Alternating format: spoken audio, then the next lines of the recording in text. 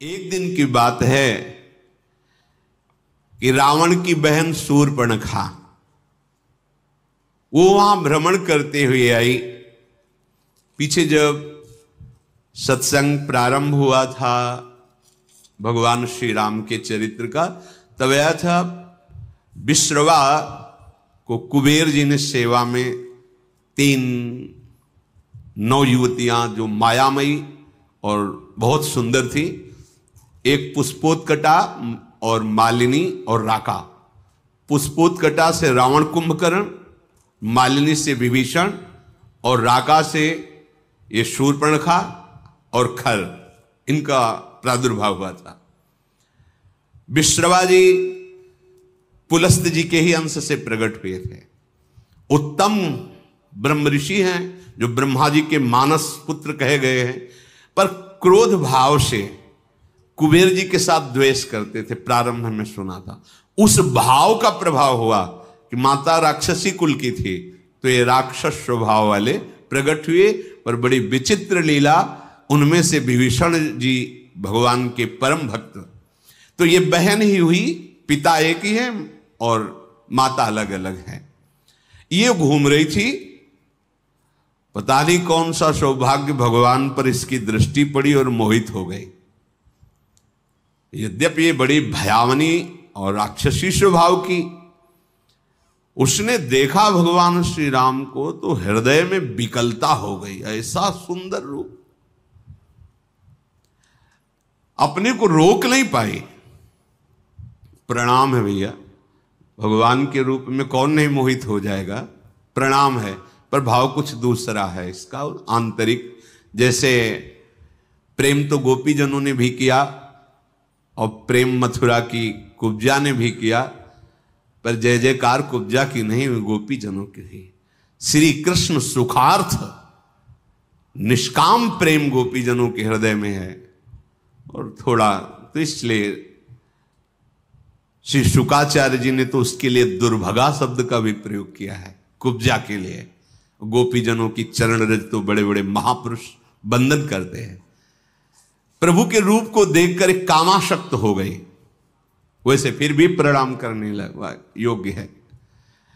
कोई ऐसा है ही नहीं, जब काम स्वयं काम से युक्त हो जाए प्रभु को देख के, कोटि काम के मन को मोहित करने वाले प्रभु का रूप है। पर कुछ भाव कुछ दूसरा है। इसके पति का नाम विद्युज्जुहा है। ये काल के राक्षस का प्रधानमंत्री है। रावण ने जब आक्रमण किया तो विद्युज्जुहा ने, प्रधानमंत्री था, उसने कहा कि तुम्हारी जो ये इच्छा है कि संपूर्ण ऋषि मुनियों को नष्ट किया जाए और राक्षसी राज्य हो, इसमें हम सहयोग नहीं करेंगे। ये शूर्पणखा का पति था विद्युज्जुहा। उसकी कोई आज्ञा का उल्लंघन कर दे बर्दाश्त नहीं था, तो रावण ने मार डाला था उसी दिन। अब जब पति को भी मार डाला तो उसके आगे किसका बस क्या है। तो रही थी अपने भाई खर के समीप ही पंचवटी में, पर सोच रही थी कभी ऐसा अवसर आएगा तो तेरा विनाश मेरे द्वारा ही होगा। तूने मेरे पति को मारा। वो राक्षस तो था विद्युज्जुहा, पर धर्मयुक्त था। वो कहता ऐसा नहीं, आप ऋषि मुनियों को मारे, राक्षस राज साबित करें, इस पे हम आपका सहयोग नहीं करेंगे। तो मार डाला उसने, क्योंकि जो अपने स्वार्थ में अंधे होते वो रिश्ते नातों का सम्मान नहीं करते। अब ये स्त्री शरीर में थी तो राक्षसी, पर मन मारे बैठी थी कि कोई हमें ऐसा अक्षर दूषण तीसरा, ये सब अनुगामी थे रावण के, रावण की आज्ञा पे चलते थे। तो सोचा कि अगर इनसे भी जरा बोलेंगे तो ये हमें मार डालेंगे। रावण का विरोध कोई कर दे ऐसा है ही नहीं। त्रिभुवन में कोई नहीं था कि उसके खिलाफ कोई बोल सके। अंदर ही अंदर सोच रही कभी तो अवसर मिलेगा, जीवन व्यतीत करूंगी, लेकिन जिस दिन अवसर मिलेगा इसका नाश करवाऊंगी। आज अजान बाहु भगवान को देखकर उसको और सुना था कि इन्होंने ही सुबाहु आदि काम, मारीच को एक बाण मारा था तो बिना फण का 400 कोस दूर गिरा था, 100 योजन दूर गिरा था। ताड़का का वध किया, विराध का वध किया। उसको पता था, समझ गई कि कोई साधारण बलि ताड़का को नहीं मार सकता था, सुबाहु को नहीं मार सकता था। विराध को नहीं मार सकता था। इसका मतलब है महाबली हैं, एक बार इनसे मिल के देखती है। तो प्रभु से कह रही तुम सम पुरुष, क्योंकि आपने भी निश्चय किया है निश्चरहीन मह करूं भुज उठाए प्रणकीन, और मेरा भी आंतरिक निश्चय है कि इसको बर्बाद करके छोड़ूंगी जिसने हमारे सुहाग को उजाड़ा है। पर बोल नहीं सकती थी। सुंदर रूप धारण किया और भगवान के सामने गई और मुस्कुरा कर बोली तुम सम पुरुष नमो सम नारी, यह संजोग विधि रचा बिचारी। आपके जैसा पुरुष नहीं, मेरी जैसी नारी नहीं, बड़ा सुंदर संजोग है, स्वीकार कर लो महाराज।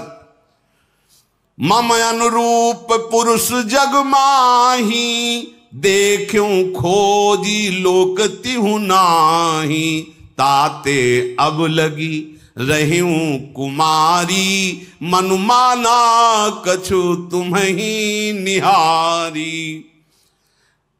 मेरे लायक तो आप ही हो, तीनों लोक में कोई नहीं है मेरी जोड़ का कि रावण का विनाश का संकल्प कर सके।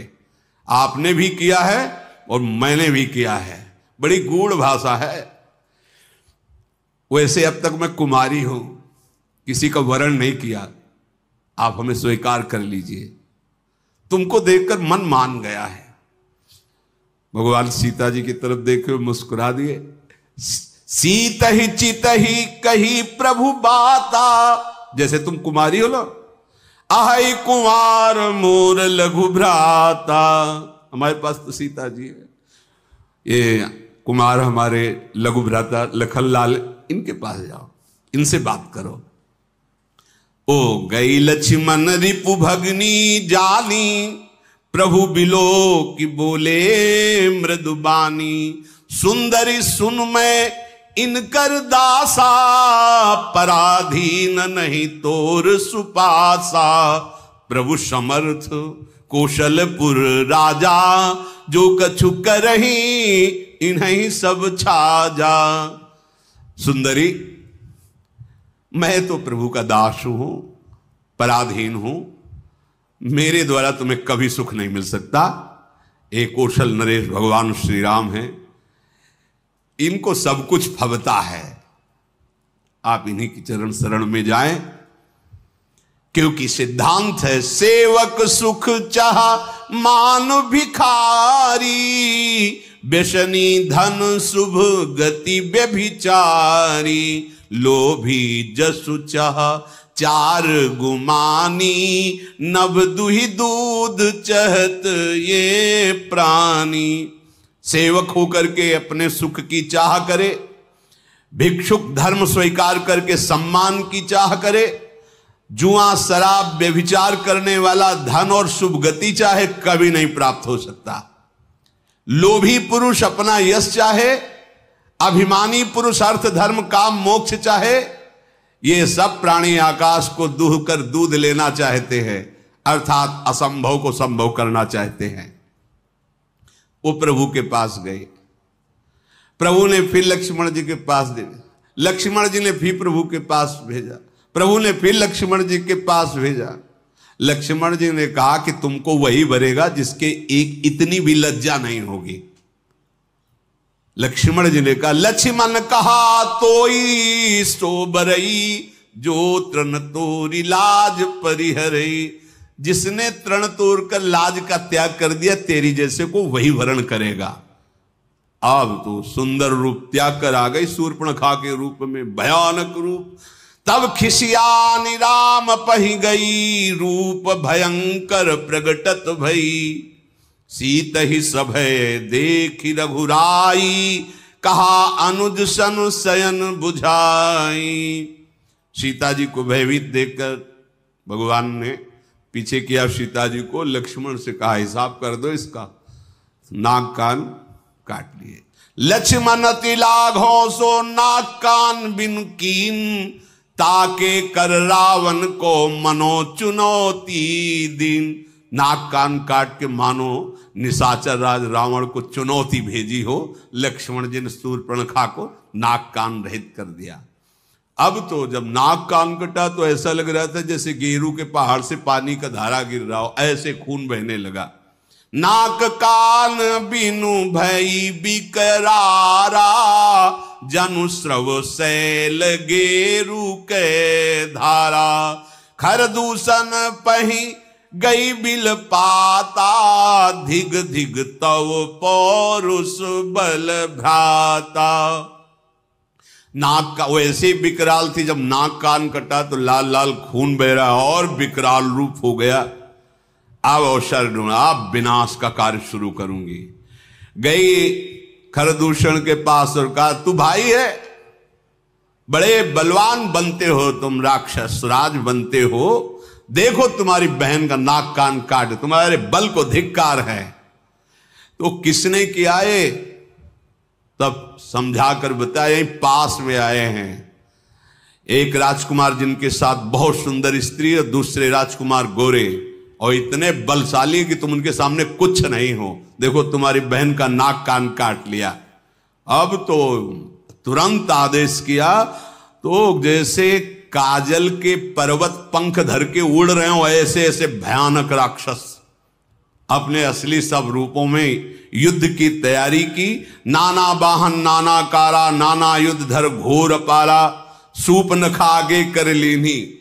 आगे आगे सूप नखा नाक कान काटे हुए खून बहते जा रहे, पीछे से भयानक सेना, चलो ले चलो, कहां है वो राजकुमार।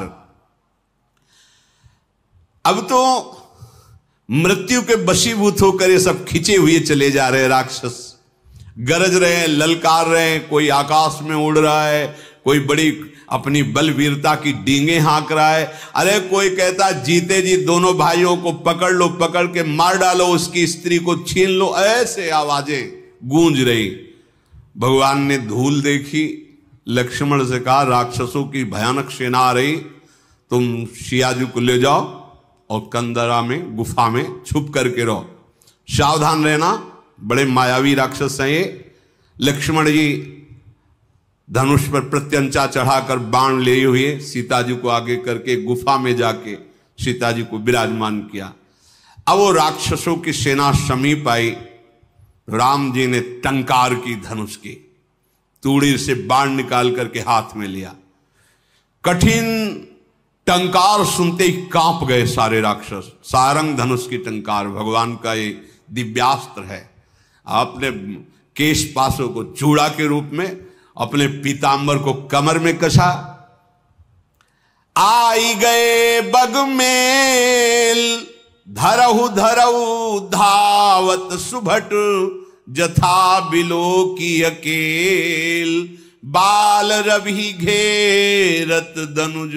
पकड़ो पकड़ो, मारो मारो, ऐसा कहते हुए खरदूषण तीसरा पूरी सेना सब नजदीक आ गई। जैसे बाल सूर्य जब उदय होते हैं तो मंदेह नाम के दैत्य मानो घेर लिए हों, ऐसे भगवान को चारों तरफ से घेर लिया। भगवान ऐसे मंद मुस्कुराए सबकी तरफ दे, ये पहला बाण है। जीव ही मुस्कुराए तो जो सब धनुष बाण और सब अस्त्र लिए थे ना, सबके नीचे हो गए, देखते रह गए। इतने सुंदर राक्षस हैं, मारने आए, देख रहे। खरदूषण ने देखा कि यहां तो मारने आए थे, यहां तो सब लुट रहे हैं। भगवान को जब देखा तो उसने कहा मंत्री से कि मेरी बात इनसे कहो। कोई ऐसा आज तक मैंने देखा नहीं जैसा इनको देखा है। नाग असुर सुर नर मुनि जेते, देखे जीते हते हम केते, पर हम भरी जन्म सुनो सब भाई, देखी नहीं है सुंदरताई। इतना सुंदर रूप तो हमने कहीं नहीं देखा। सुनो, यद्यपि इन्होंने हमारी बहन को कुरूप किया, पर इनको मारेंगे नहीं, बहुत सुंदर है। देखो ये बात, भगवान के रूप को देखकर घोर निशाचरों के हृदय में भी प्रेम का स्फुरण हो रहा है। यद्यपि भगिनी कीन कुरूपा, बधलायक नहीं पुरुष अनुपा। जाओ छाइन से कह दो अपनी पत्नी को जो छुपा के रखा है हमें दे दो, हमारा बदला हो जाएगा। तुमने हमारी बहन के नाक कान काटे, तुम अपनी पत्नी, और जाओ आराम से, निर्भय हो जाओ, तुम्हें कोई नहीं मारेगा, तुम बहुत सुंदर हो। मंत्री से कहा जाके कह दो। मेरा कथन जाके उनको सुनाओ। दूत ने जाके भगवान श्री राम जी से कहा तो भगवान मुस्कुरा करके बोले, देखो तुम जानते नहीं हो हम क्षत्रिय राजकुमार हैं, तुम्हारे जैसे पशुओं का वध करना हमारा शिकार खेलना होता है। हम क्षत्रिय मृगया बन करही, तुमसे खल मृग खोजत फिरही। तुम्हारे जैसे राक्षसों का वध करना हमारा स्वभाव है, और तुम जहां लड़ना चाहिए वहां हमें सलाह देने आए हो। अरे तुम जानते नहीं, तुम हमें बालक मत समझो, काल भी हमारे सामने खड़ा हो जाए तो हम उससे पराजित होने वाले नहीं हैं। दैत्य कुल का नाश करना और मुनियों की रक्षा करना यह मेरा संकल्प है। तुम्हें हम बालक दिखाई दे रहे हैं, लेकिन दुष्टों को दंड देने के लिए संग्राम में आज तक कभी पीठ दिखाया हो रघुवंशियों ने, ऐसा प्रमाण नहीं मिला, और उसी वंश का मैं हूं। जाओ अपने स्वामी से कह दो, रण में ये मित्रता और कपट और चतुराई की बातें नहीं करते, युद्ध करना चाहिए। अगर तुम्हारे में सामर्थ्य नहीं तो भाग जाओ यहां से, अगर सामर्थ्य है तो युद्ध करो, ये सलाहें मत भेजो। ये जो ही बात कही तो जल गया खरदूषण। हमने तो इस पर दया की, ऐसा कटु भाषण करता है, तुरंत इसको मार डालो। अब योद्धा बाण धनुष तोमर शक्ति बर्छी कृपाण परिक कटार फरसा ये सब लेके राक्षस दौड़ पड़े, बड़े भयानक। सावधान होई धाये जान सबल आराती, लागे बरसन राम पर अस्त्र शस्त्र बहुभांति। तिनके आयुध तिलसम करिकाटे रघुबीर, तानि सरासन श्रवण लगी पुनि छाड़े निज तीर। भगवान ने अपने दिव्यास्त्र के द्वारा जितने राक्षसों के अस्त्र थे सबको काट दिया, और बहुत खींच करके जोर से बाण का संधान करके, बाण ऐसे फुफकारते हुए, अमोघ बाण भगवान के हैं, कोई ऐसा नहीं बच रहा जो सामने खड़ा हो सके। कुछ कटते जा रहे हैं कई कई जगह से। जब बड़े बड़े निशाचर देखते भागना शुरू किया सामने से। जब भाग रहे तो खरदूषण लौट करके आवाज दिया, अगर कोई आप पीठ दिखाकर भागा तो मैं उसे मारूंगा। युद्ध में अकेले हैं और इनसे सब पीठ दिखा, आज तक न जाने कितने वीरों को मार के खा गए, मुनियों को खा गए, ये भी मुनि वेश में, इनको तुम पीठ दिखा रहे हो। कुपित जान करके कि हमारा जब स्वामी ही कुपित, फिर लौटे आए, प्रभु कितनी शीघ्र बाण चढ़ाते हैं, संधान करते, किसी को पता भी नहीं चलता। किसी की छाती, किसी का सिर, किसी का भुजा, किसी का हाथ पैर कट कट करके गिरने लगे। पहाड़ के समान राक्षस, तो वहां रक्त की धारा बह रही है, हाहाकार मच गया। अब भगवान ने एक बाण ऐसा संधान किया कि सबको सामने वाला राम दिखाई दे रहा है, और वो पूरी भीड़ में राक्षसों की एक बाण सम्मोहन ऐसा कि सामने वाला राम, वो उसको काट रहा, उसको वो राम दिखाई दे रहे, वो उसको आपस में राम राम कही तनु तजहि पावहि पद निर्वाण, करि उपाय रिपु मारे छन मह कृपा निधान। ये राम, वो ये राम, और कहा जा रहे सब भगवान के धाम पहुंच रहे हैं, क्योंकि अंतिम में राम दर्शन और मुख से नाम, यही बड़े बड़े ऋषि जन मांगते, जो ऋषियों को भी नहीं मिलता। वो घोर राक्षसों को भगवान जब अवतार लेते हैं तब वो लाभ प्राप्त हो जाता है। हर्षित बरसई सुमन सुर बाजहि गगन निशान, स्तुति करी करी सब चले शोभित विविध विमान। देवता कर पुष्पों की वर्षा करते हैं। रघुनाथ जी ने इन पर विजय प्राप्त की।